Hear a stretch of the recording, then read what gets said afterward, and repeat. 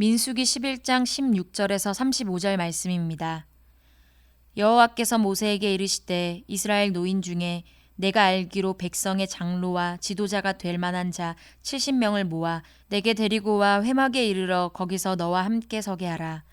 내가 강림하여 거기서 너와 말하고 내게 임한 영을 그들에게도 임하게 하리니 그들이 너와 함께 백성의 짐을 담당하고 너 혼자 담당하지 아니하리라. 또 백성에게 이르기를 너희의 몸을 거룩히 하여 내일 고기 먹기를 기다리라. 너희가 울며 이르기를 누가 우리에게 고기를 주어 먹게 하랴. 애굽에 있을 때가 우리에게 좋았다 하는 말이 여호와께 들렸으므로 여호와께서 너희에게 고기를 주어 먹게 하실 것이라. 하루나 이틀이나 닷새나 열흘이나 20날만 먹을 뿐 아니라 냄새도 싫어하기까지 한 달 동안 먹게 하시리니 이는 너희가 너희 중에 계시는 여호와를 멸시하고 그 앞에서 울며 이르기를 우리가 어찌하여 애굽에서 나왔던가 함이라 하라. 모세가 이르되 나와 함께 있는 이 백성의 보행자가 60만 명이온데 주의 말씀이 한 달 동안 고기를 주어 먹게 하겠다 하시오니 그들을 위하여 양떼와 소떼를 잡은들 조카오며 바다의 모든 고기를 모은들 조카오리이까. 여호와께서 모세에게 이르시되 여호와의 손이 짧으냐 내가 이제 내 말이 내게 응하는 여부를 보리라. 모세가 나가서 여호와의 말씀을 백성에게 알리고 백성의 장로 70인을 모아 장막에 둘러 세우매 여호와께서 구름 가운데 강림하사 모세에게 말씀하시고 그에게 임한 영을 70 장로에게도 임하게 하시니 영이 임하신 때에 그들이 예언을 하다가 다시는 하지 아니하였더라. 그 기명된 자 중 엘닷이라 하는 자와 메닷이라 하는 자 두 사람이 진영에 머물고 장막에 나아가지 아니하였으나 그들에게도 영이 임하였으므로 진영에서 예언한지라. 한 소년이 달려와서 모세에게 전하여 이르되 엘닷과 메닷이 진중에서 예언하나이다 하매 택한 자 중 한 사람 곧 모세를 섬기는 눈의 아들 여호수아가 말하여 이르되 내 주 모세여 그들을 말리소서. 모세가 그에게 이르되 내가 나를 두고 시기하느냐. 여호와께서 그의 영을 그의 모든 백성에게 주사 다 선지자가 되게 하시기를 원하노라. 모세와 이스라엘 장로들이 진중으로 돌아왔더라. 바람이 여호와에게서 나와 바다에서부터 메추라기를 몰아 진영 곁 이쪽 저쪽 곧 진영 사방으로 각기 하룻길 되는 지면 위 2규빗쯤에 내리게 한지라. 백성이 일어나 그날 종일 종야와 그 이튿날 종일토록 메추라기를 모으니 적게 모은 자도 10호멜이라. 그들이 자기들을 위하여 진영 사면에 펴 두었더라. 고기가 아직 이 사이에 있어 씹히기 전에 여호와께서 백성에게 대하여 진노하사 심히 큰 재앙으로 치셨으므로 그곳 이름을 기브롯 핫다아와라 불렀으니 욕심을 낸 백성을 거기 장사함이었더라. 백성이 기브롯 핫다아와에서 행진하여 하세롯에 이르러 거기 거하니라. 아멘.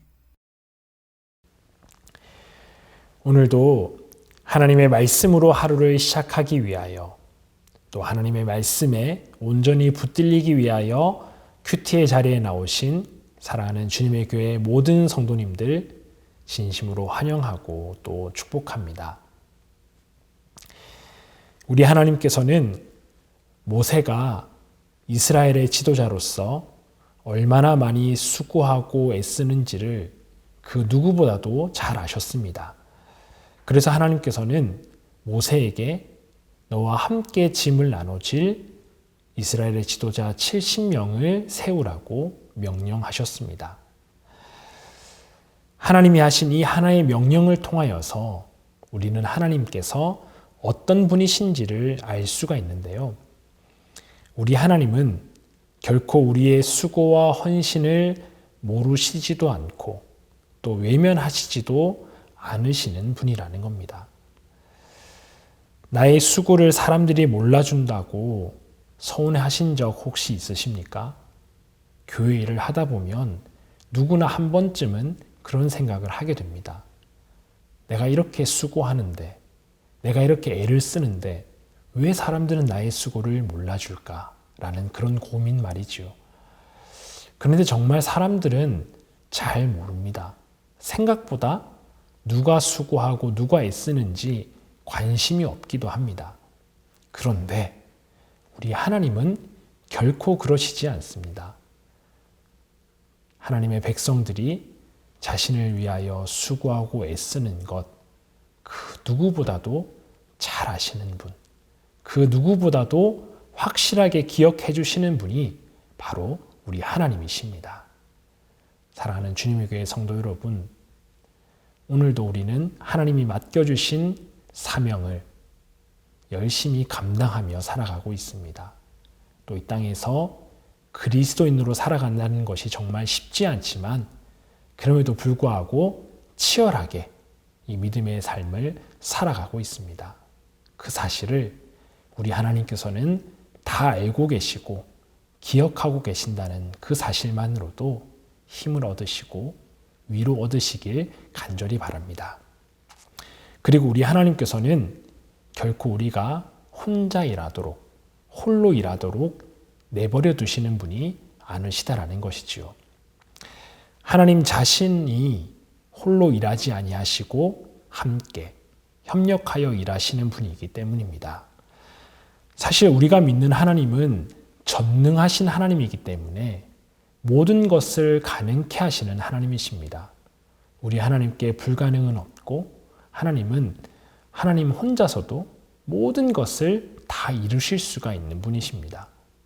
그럼에도 불구하고 실수투성이요 연약함 부족한 투성이인 저와 여러분을 우리 모두를 하나님의 동력자로 삼아주셔서 함께 주님의 교회를 세워나가게 하시고 또 하나님의 나라를 이뤄나가게 하시는 하나님이십니다. 이처럼 우리 하나님은 항상 함께 일하기를 원하시는 분이시지요. 우리가 믿는 예수님 또한 마찬가지입니다. 예수님도 이 땅에서 사역하실 때에 혼자서 모든 것을 다 하지 않으셨고 12제자를 세워서 그 제자들과 함께 사역하셨습니다. 그리고 그 옛날 구약의 위대한 선지자 엘리야에게도 엘리야가 혼자서 너무 힘들고 어렵고 그래서 낙심하여 있을 때에 말씀하시기를 너뿐만 아니라 내가 남겨놓은 7,000명의 사람들이 있다라고 말씀하시면서 끝날 것 같지 않는 그 어둠의 시대를 엘리야 홀로 보내도록 하지 아니하시고 그 7,000명의 믿음의 동력자들이 있음을 엘리야에게 알려주셨다라는 사실을 기억하시기 바랍니다. 가끔은 사람들이 나 혼자 힘들게 일하는 것이, 나 혼자 열심히 일하는 것이 헌신이고 또 열심히 하는 것이라고 오해하고 착각을 합니다. 그것은 헌신이나 열심히 하는 것이 아니라 지혜롭지 못한 행동이지요. 하나님이 우리에게 허락하신 동력자들과 서로 협력하여서 주의 일을 감당하는 것이 마땅합니다. 그래서 우리 하나님은 우리 주님의 교회 재직 부서에도 각 부장님들을 세우시고 총무들을 세우시고 부원들을 허락하셔서 함께 일하도록 하셨지요. 하나님께서 우리에게 사명과 직분을 주실 때에 우리는 거기에 걸맞는 능력을 달라고 기도하곤 합니다. 그 기도에 응답하셔서 우리에게 주시는 그 능력 중에 하나가 바로 함께하는 사람들, 우리의 동력자들입니다. 나와 함께 주님의 일을 감당하는 사람들이 많이 있음을 기억하시고 하나님이 허락하신 동력자들로 인하여 기뻐하시고 감사하시고 또 헌신하며 그 모든 일을 감당해내는 우리 모든 성도님들이 되시기를 간절히 바랍니다. 이어서 우리 하나님께서는 고기를 달라며 원망했던 이스라엘 백성에게 응답하십니다. 이스라엘 백성들은 불신의 마음에서 기인한 원망과 불평으로 하나님께 고기를 달라고 소리치며 아우성쳤습니다. 이러한 이스라엘의 모습을 바라보면 하나님께서 심판하실 것이 마땅하다라고 생각을 하는데 우리 하나님께서는 바로 그들을 심판하지 아니하시고 그들의 요구대로 고기를 허락해 주십니다. 이스라엘의 요구와 이스라엘의 원망이 합당했기 때문이 결코 아닙니다. 하나님은 먼저 이스라엘에게 하나님이 어떤 분이신지를 명확하게 보여주기를 원하셨다라는 것이지요. 너희가 믿는 나 하나님은 너희에게 충분히 고기를 줄 수 있는 존재이다. 내가 무능해서 너희에게 고기를 주지 아니한 것이 아님을 그 넘치는 고기를 통하여, 풍성하게 부어질 그 고기를 통하여 하나님은 말려주시고 말씀하시는 것입니다. 이처럼 우리 하나님은 우리에게 하나님 자신이 어떤 분이신지를 알려주고 보여주기를 원하십니다. 그래서 우리는 우리에게 일어나는 많은 현상과 상황들 앞에서 그것들에 집중하기보다는 그 일을 통해서 우리에게 계시되고 우리에게 보여주시는 하나님께 집중해야 합니다. 우리에게 일어나는 수많은 일들을 바라보시면서 그 일을 통해 우리에게 보여주시는 하나님을 발견할 수 있어야 한다는 것이지요. 고기를 먹게 된 것이 중요한 것이 아니라 고기를 주시는 하나님이 어떤 분이신지를 우리 하나님은 이스라엘 백성들이 기억하기를 원하셨다는 것입니다. 자, 이제 하나님께서는 메추라기를 보내셔서 온 땅을 뒤덮게 하십니다. 이스라엘 백성들은 이 메추라기를 긁어 모아다가 원 없이 고기를 먹게 됩니다. 실컷 먹는 정도가 아니라 남아서 처치가 곤란할 정도로 많은 양이 그들에게 주어집니다. 우리는 보통 이 정도로 무엇인가가 풍성하게 주어지거나 허락이 되면 이것은 기도의 응답이고 축복이다라고 생각을 합니다. 음식이 없는 사람에게 음식이 주어지거나 돈이 없는 사람에게 넉넉한 돈이 생기게 되면 기도의 응답이구나, 축복이구나라고 생각하는 것이 당연하지 않겠습니까? 물론 축복으로 임하는 경우가 많이 있습니다. 하지만 무작정 채워지는 것이 응답이고 축복이 아니라 하나님의 뜻대로 우리에게 무엇인가 주어지는 것이 축복입니다.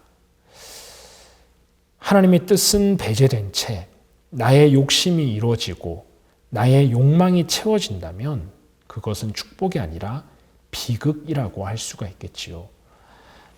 간혹 어린 아이들, 아직 나이가 어려서 분별할 힘이 없는 아이들은 막무가내로 부모에게 자신이 원하는 것을 요구하곤 합니다. 아이들이 울고 떼를 써도 부모는 그것을 들어주지 않습니다. 왜냐하면 아이의 요구대로 다 해주는 것이 결코 아이들에게 유익한 것이 아니기 때문입니다.